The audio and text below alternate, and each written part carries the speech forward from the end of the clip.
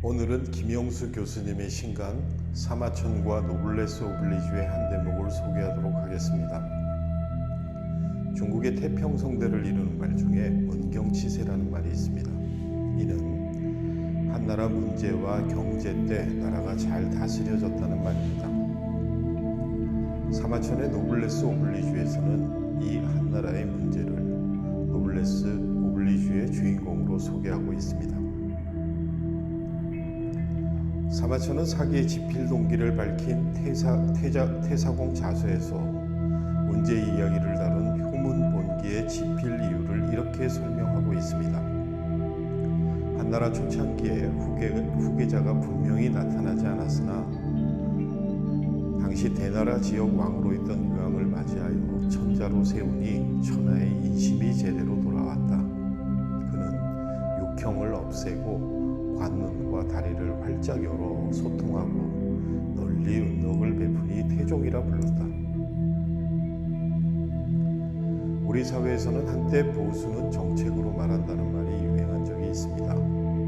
우리 사회에서 보수라고 자처하는 리더들이 진정 그러했는지 반성해 볼 말입니다. 왕조시대의 훌륭한 군주들은 예외 없이 정책을 통해 백성을 보살피는 노블레스 오블리주의 주인공들이었습니다. 문제는 즉위하자마자 민심을 안정시켰습니다.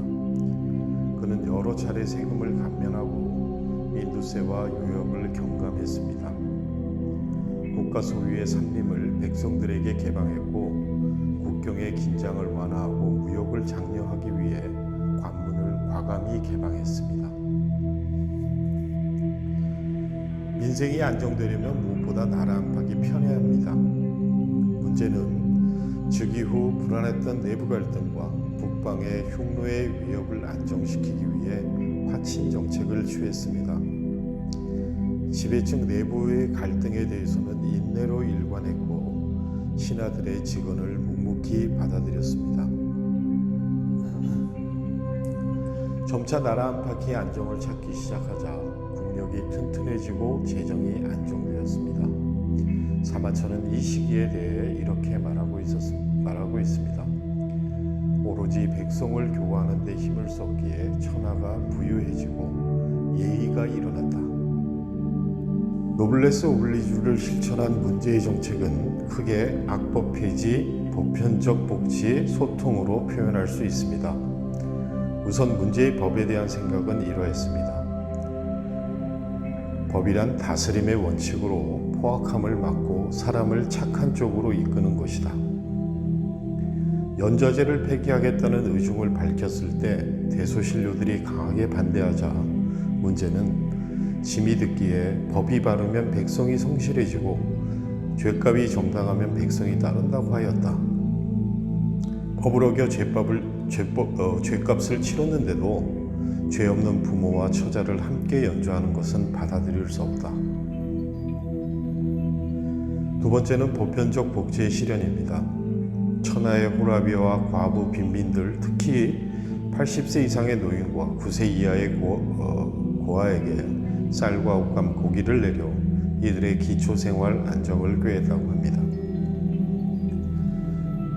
세 번째는 자신의 정책이나 생각에 미진한 것 혹은 개선할 점에 대해 귀를 기울이기 위해 비방죄를 폐지한 것입니다. 군왕도 잘못이나 실수를 저지를 수 있다는 전제하에 어떤 말이든 들을 수 있도록 깃발과 나무를 세워 소통하고자 했습니다. 그리고 끝으로 신체의 고문을 가하는 육형을 폐지한 것입니다. 한무제 때 태창령 벼슬에 있던 순우공이 죄를 지어 장안으로 이송되었는데 그는 사소한 죄에 대해 중보를 당하는 것이 자신의 든든한 아들이 없었기 때문이라고 한탄했다고 합니다. 이에 막내딸이 아버지를 따라 장안에 와서 문제에게 글을 올렸는데 글을 본 문제는 이렇게 말했습니다. 지금 법에 육형이 있어도 범죄가 그치지 않는 것은 나의 교화가 밟지 못하고 부족함 때문이니 부끄럽다. 교화의 방법이 좋지 못해 백성들이 죄에 빠지는 것이 애석하다. 팔다리가 잘리고 피부와 근육이 상하면 영원히 다시 자랄 수 없으니 이 얼마나 고통스럽고 부덕한 일인가. 순우공은 사면되었고 그의 딸 재영의 글로 인해 문제는 육형을 폐지하게 됩니다. 이처럼 덕을 바탕으로 군주의 책임을 다한 문제에 대해 사마천은 23년 동안 제위에 있으면서 궁실, 황제의 휴식공간, 애완동물, 의복, 가마가 늘지 않았으며 불편한 일이 있으면 바로 규제를 풀어 백성을 이롭게 했다 라고 기록하고 있습니다. 평소 근검을 실천한 문제는 자신의 총애하는 신부인에게 치맛자락이 땅에 끌리지 않도록 하라고 주의를 주었고 공실의 커튼에 술을 놓지 못하게 했다고 합니다. 그의 죽음은 더욱 감동적입니다. 문제의 릉인 페릉은 이전의 다른 황제와 전혀 다른 모습이었습니다.